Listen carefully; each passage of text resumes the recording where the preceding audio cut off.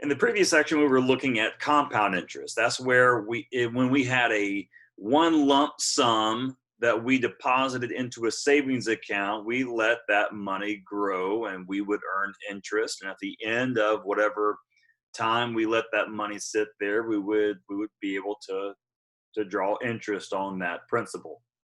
In this section, we're looking at a different approach with savings or borrowing, which is what's referred to as an annuity. Now, an annuity, instead of putting that one lump sum into the savings account at the beginning of our investment, we're going to make regular intervals, regular payments, all right, such as monthly payments, quarterly payments, yearly payments, whatever the case may be. But we're making a sequence of payments that are made at regular time intervals. So we're putting in a little bit at a time, such as some examples, making regular deposits to a savings account or a retirement account. When you borrow money and you're making monthly home mortgage payments, that's an annuity. Monthly insurance payments, car payments, any kind of loan that you have to where you're making regular payments to pay that off, that's considered to be an annuity.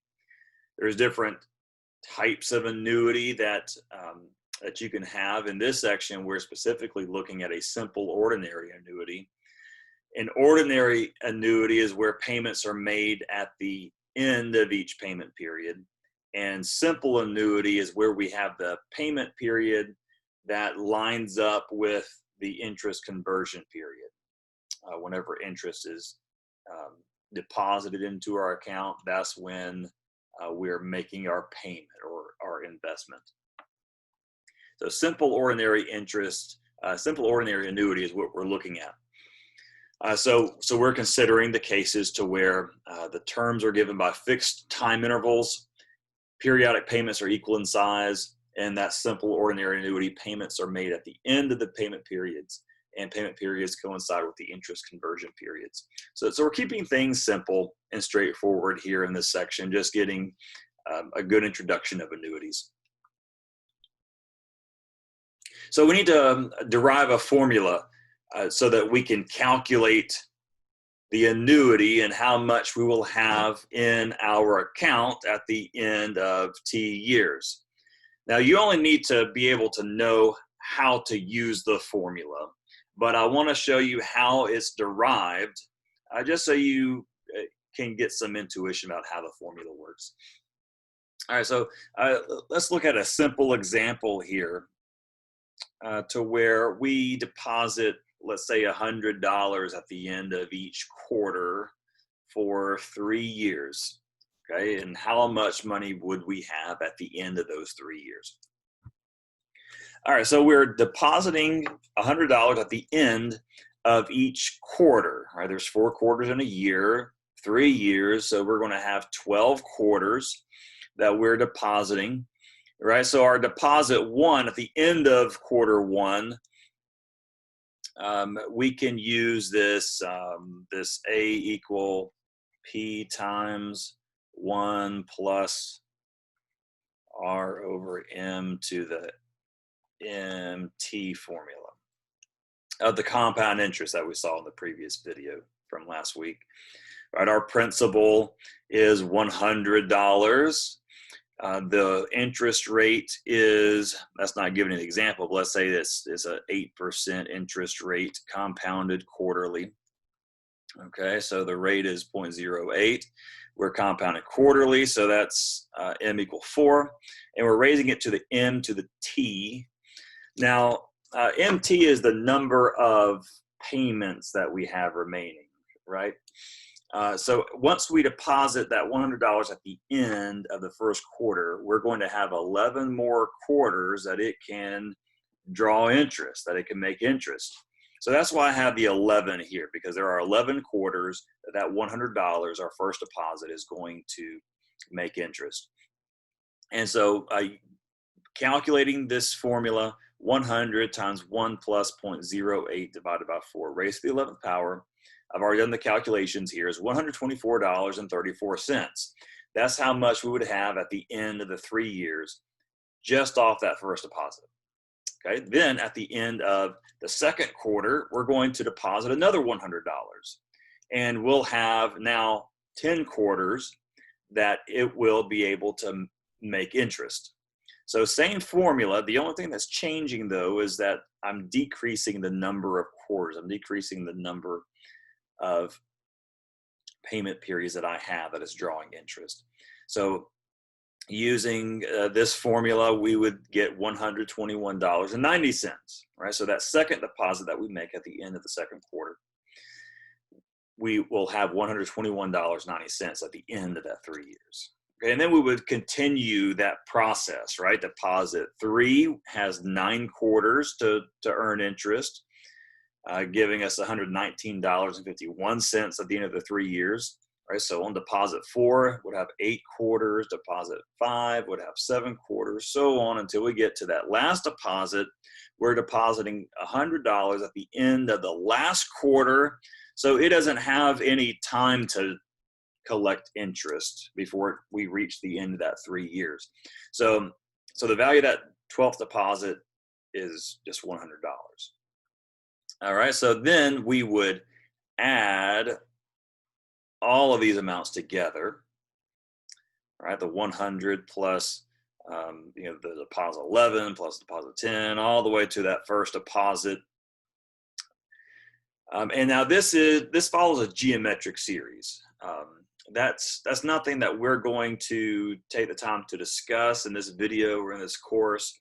But if it interests you about where this part comes from, you can look up geometric series and you can see how this sum summarizes to this term here, right? To where we're multiplying the $100 deposit times 1 plus the R over M raised to the MT, or the total number of quarters that we have, minus 1 divided by that R over M, the 0.08 over 4.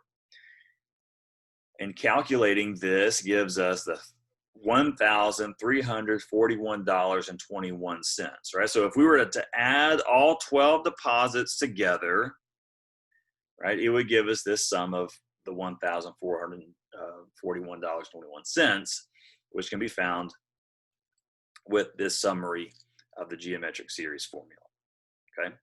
Now, the next slide that we have gives us the general formula, which that's really all we need to know here is this general formula. So let's take a look at that next slide. All right, so here's the future value annuity formula, to where we're letting R be the payment amount. Remember, this was the $100 in that previous slide, times 1 plus R over M, the yearly interest rate divided by the number of compounds per year, raised to the M times T, that's the number of payment periods, minus 1, all divided by R over M. And I'll show you how to use the calculator to type all this in, to where the calculations will simplify greatly here. Okay, so this is specifically for the future value annuity. When you are saving money for the future, this is when you are depositing into a savings account, a retirement account. You want to use the money at a future time. Now, we're also going to see the present value annuities slightly different. That's when you're borrowing money. That's when you're using the money for the present and then paying it back later. All right, let's see an example. If Jackson deposits $250 at the end of each month in a savings account, earning interest at the rate of 3% per year compounded monthly, how much will he have in his account at the end of 6 years? Now, the first thing we want to do for this type of problem is identify our variables, right? We know that in that formula that we saw, we have an R, we have a capital R, we have a lowercase r, we have an M, we have a T. We need to be able to identify all those, right? So remember that they're using in the textbook the capital R for the payment, right? The deposit. In this case, Jackson is depositing $250. At the end of each month, in a savings account earning interest at the rate of 3% per year compounded monthly. So M is 12 since it's compounded monthly. How much will he have in his account at the end of the 6 years? So T is 6. All right, so now let's see, what was that formula? We had this R times 1 plus R over M raised to the MT minus 1 over R divided by M. Okay, so now we can plug our numbers in. This is 250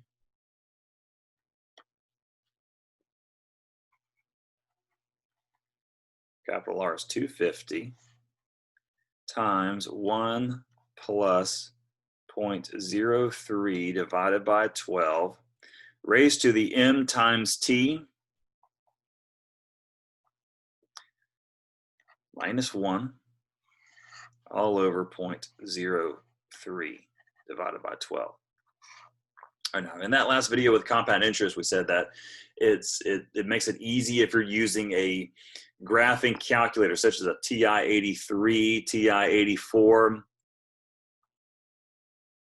So that way you can enter this formula entirely into the calculator all at once, making note of parentheses. So that way you don't have to do any intermediate calculations. Right? Especially in this chapter, it's important not to round until you get to your final answer, because if you're rounding anything, right, that's going to make your final answer be off maybe by a few cents. Even a few cents would be enough for an online homework system such as WebWork to count it as incorrect. All right, so in the graphing calculator that I have here, I have the TI-83. I'm going to type in the formula just as it is, to where I have brackets, that's just a grouping symbol. That's just parentheses in the calculator. So 250 times, all right, this first parentheses is the bracket. I'm going to use a second opening parentheses for that 1 plus 0.03 divided by 12. Close that parentheses and raise it to the 12 times 6. Can I say that's 72? Minus 1. And I'm going to close that parentheses, that bracket, and divide by, use another parentheses around this 0.03 divided by 12. Let me emphasize that. Put a parentheses around that denominator there. Okay, so 250, double open parentheses, 1 plus 0.03 divided by 12, close one parentheses, raised to that 12 times 6, close second set of parentheses, divided by 0.03 divided by 12, make sure that's denominators in parentheses, enter, and that will give you the final amount that we have in the account, that Jackson will have in the account at the end of 6 years. That's $19,694.85.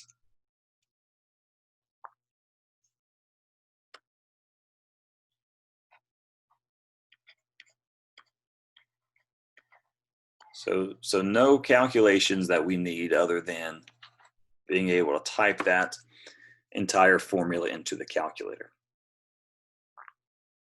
Okay, so a nice chunk of change that he has there.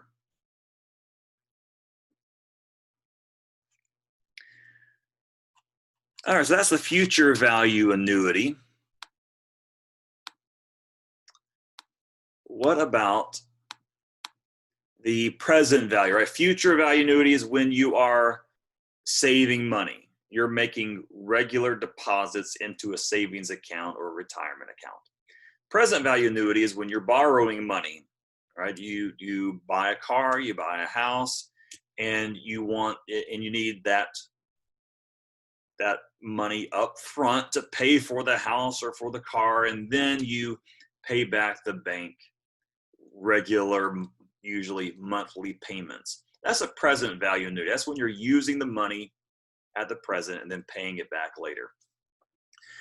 And we're using P, so the amount P invested now in earning interest at the rate of R over M per period will have an accumulated value, right? This was just compound interest, P times 1 plus R over M raised to the MT at the end of the MT periods, which this must equal to the future value of the annuity.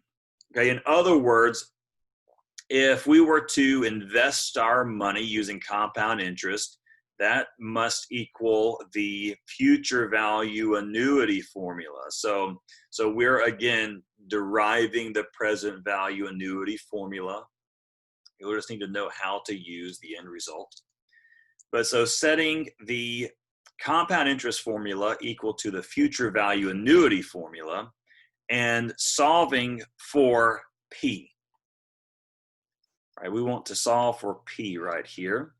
So we divide both sides by this 1 plus R over M to the MT on both sides. Instead of writing this as a division, in this next line, instead of dividing by this, I can multiply using a negative exponent, which is what I've done there. So I'm multiplying by the negative exponent on both sides, and then distribute. And then I take this guy right here and I distribute it through inside the bracket. And what happens is that this negative MT and the positive MT will cancel, right, giving me a 0 exponent, which is the same thing as 1. Anything raised to the 0 power is 1. And I multiply this guy, this negative MT exponent, by negative 1. That gives me this term here. And so this gives us the present value annuity. Now, whether you understand where this comes from, as long as you know how to use it, then you should be good.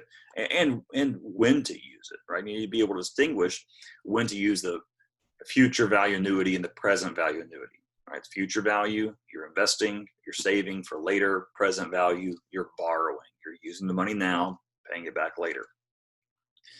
All right, so this is our present value annuity. The present value is equal to the amount of deposit times 1 minus 1 plus R over M to the negative MT all over R over M. Okay, so this can be used the same way as the future value as far as plugging it into the calculator. All right, so let's see an example. The Betzes have leased a car for 2 years at $450 per month. If money is worth 3.5% per year compounded monthly, what is the equivalent cash payment of this annuity? Right, what's the equivalent cash payment of this annuity? So if you're not sure what to do, you can always label your variables. Right? So I see that we've leased a car for 2 years, so T is 2. At $450 per month, right, that's that capital R. What else do we know? Money is worth 3.5% per year compounded monthly. So that's 0.035. Compounded monthly, M is 12. Okay, and it's asking what's the equivalent cash payment of this annuity. All right, so if I were to have paid cash on this car, what would be that present value annuity? How much would that be worth? Okay, so we're wanting to find the present value annuity, right, which has the formula, just to remind ourselves of what that looks like.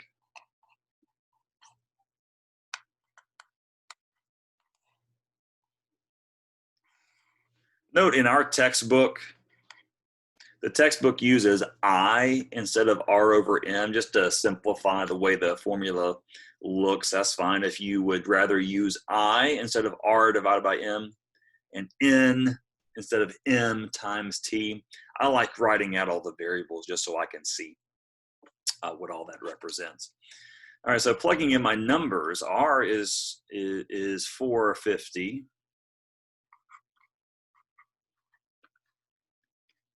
and 1 minus 1 plus 0.035 divided by 12 raised to the m times t. 12 times 2. Can I just say that's 24? Right? An easy calculation like that you can do in your head. Go ahead and simplify that, right? So there's going to be 24 months in 2 years, 24 payments. 0.035 divided by 12 in the denominator.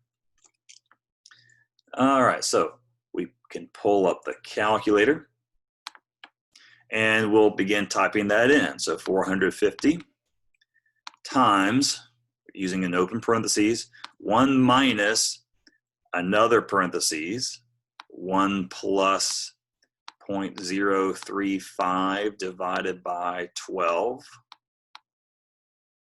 Close that parentheses and raise it to the negative 24 power. Close the first set of parentheses and then divide by parentheses 0.035 divided by 12.